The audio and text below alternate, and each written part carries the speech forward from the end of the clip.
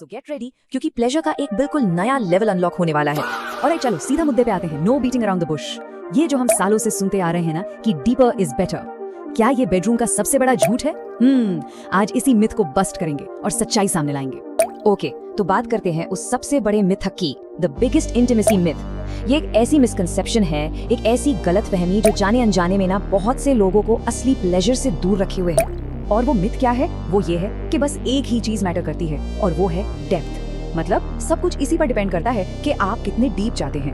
But guess what, सच तो ये है दोस्तों कि असली कहानी कुछ और ही है।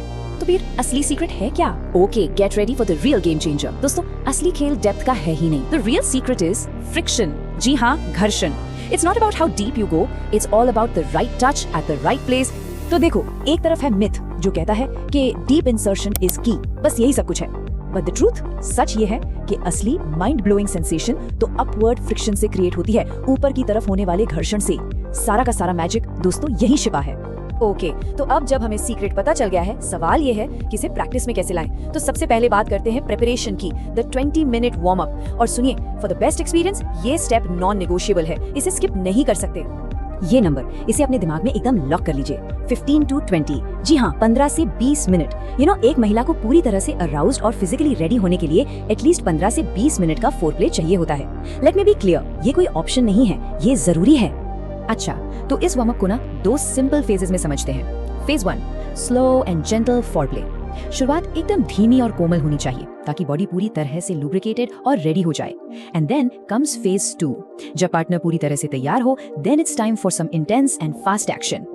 और अब आते हैं उस मैजिक एंगल पर, the technique that changes everything. Seriously, ये वो एक टेक्निक है जो सच में सब कुछ बदल देगी। आई नो, ये वही सीक्रेट है जिसका सब इंतजार कर रहे थे। And the secret is the upward stroke. जी हाँ, ऊपर की ओर का स्ट्रोक। बस यही वो एंगल है जो बिल्कुल सही जगह पर एकदम राइट काइंड ऑफ फ्रिक्शन पैदा करता है और इसी से प्लेजर लिटरली मल्टीप्लाई हो जाता है। पर सवाल ये है कि ये अपवर्ड एंगल इतना इफेक्टिव क्यों है? सिंपल, क्योंकि ये एक ही टाइम पर 2 मोस्ट इंपॉर्टेंट प्लेजर पॉइंट्स को हिट करता है, the G spot and the clitoris. मतलब double stimulation at the same time. How amazing is that? Okay, theory तो कमाल की है, राइट? लेकिन अब इस थ्योरी को एक्शन में कैसे लाना है? चलिए, मैं आपको बताती हूँ 2 गेम चेंजिंग पोजीशंस जो इस मैजिक एंगल को यूज करना सुपर इजी बना देंगी। पहली पोजीशन है मॉडिफाइड मिशनरी। बहुत सिंपल है, बस हिप्स के नीचे एक पिलो रख देना है। इससे क्या होगा, वो मैजिक अपवर्ड एंगल ऑटोमेटिकली बन जाएगा and boom, direct littoral stimulation. दूसरी है डॉगी स्टाइल का एक वेरिएशन। इसमें बस पीछे से अपवर्ड एंगल पर एम करना है। ट्रस्ट मी, इससे एक नेक्स्ट लेवल का इंटेंस प्लेजर अचीव किया जा सकता है। तो दोस्तों, अब आपकी बारी है।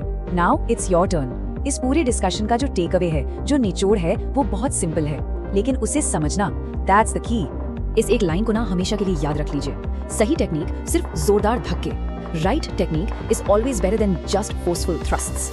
असली गेम चेंजर स्किल है, अंडरस्टैंडिंग है, सिर्फ ब्रूट फोर्स नहीं। और अब जाने से पहले एक सवाल आप सबके लिए, वो कौन सी एक टिप या टेक्निक थी जिसने आपकी इंटीमेट लाइफ को कंप्लीटली चेंज कर दिया? अपना एक्सपीरियंस नीचे कमेंट्स में जरूर शेयर करें। Let's start a conversation. देखते हैं एक दूसरे से और क्या क्या सीख सकते हैं।